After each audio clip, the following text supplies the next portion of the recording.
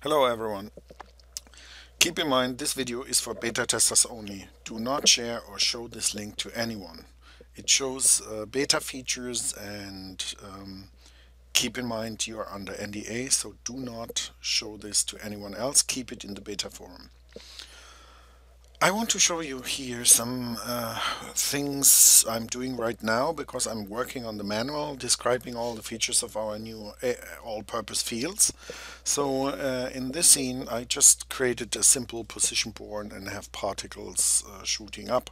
So nothing spectacular and all this stuff, but it's good to show one aspect of the all-purpose fields. So let me just show you, bring in TP setup. So this is my position board, so really nothing special in here. Just create the particles, put them in a group, assign a standard sphere. That's it. Okay, so here comes the fun now. What I'm doing in the field, I deactivated the field, so I'm going to activate the field now. And what we are doing here is, let me just explain what I'm doing. So I'm right now just explaining in the manual the various options we have. And one option of the field we have is using it just for values. So right now the field type is set to color. As you know, we have also velocity, vector, scalar, vector 4, and boundary. So right now I'm using color. So what I'm storing in the field is colors.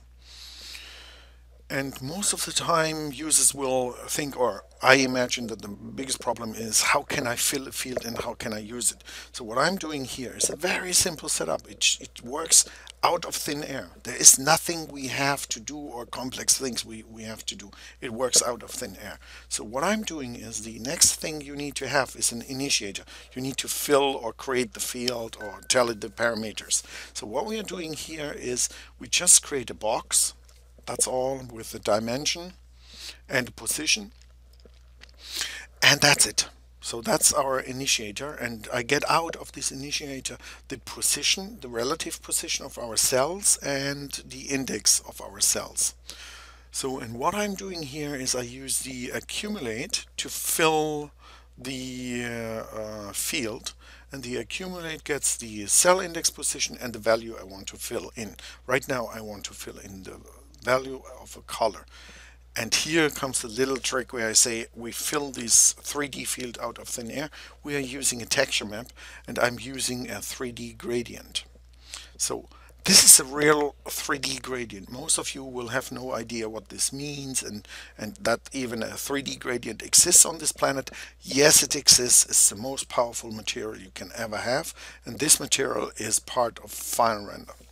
So let me just move here, and you already see I activated the field. What we have here is this sphere, this gradient that we fill in this field here. And if we wanted to get more accurate, we can show all cells. So I go to 0. That will show all of our cells. So what you have here is now our gradient. And just to show you that we filled this field with our gradient color, I'm going to go to the material editor and show you our 3D gradient. So what we have here is a spherical gradient. It's a real 3D sphere, and the gradient runs from this red to the blue. So that's what you see here. That's our gradient. Let me just reduce it a little bit to get oh, sorry, wrong setting. Here we go. So we have this sphere now, and what I can do now is if I wanted to adjust our 3D space or coloring in 3D space, I can move that in, and you see it moves in 3D space in real time. So we are filling here right now. Keep that in mind. We are filling a 3D field with color values in 3D space. So let me just adjust it like that. Yeah, I like that. So we have these values in space, and if we wanted, we could also just visualize the cell positions. These are the centers of our cells, and we can also visualize the bounding box if we wanted to, but I'm fine with the average. That shows me the actual value inside of these cells. So the next thing we do, as I said, right now no particles involved, nothing. We did this thing in with the texture map. So I fill a 3D space, a volume with a volumetric map actually, and the volumetric map is a 3D gradient. So the next thing we're going to do, let me just bring in the next. I'm assigning the color with an interpolate. So I'll grab the values in space, and I do that by feeding the position of the particles in our interpolate. So now the interpolate gets a position in space.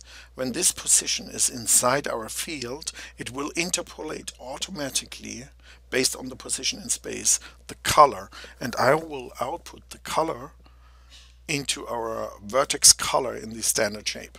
That's all I do. And I could also do it with the viewport display of a particle display, but right now I use the shape. So what will happen now is a very simple thing, but it shows how to use the field, how easy it is to use the fields in 3D space.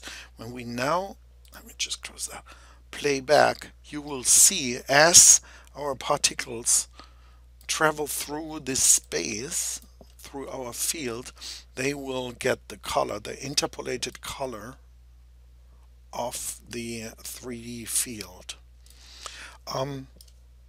Very simple, very fast, but it shows the flexibility and the power to create 3D volumes and fill them with values. And there's 1,000 other things. We could have used a random generator. We could have used other particles, could have used objects, surfaces, all kinds of stuff.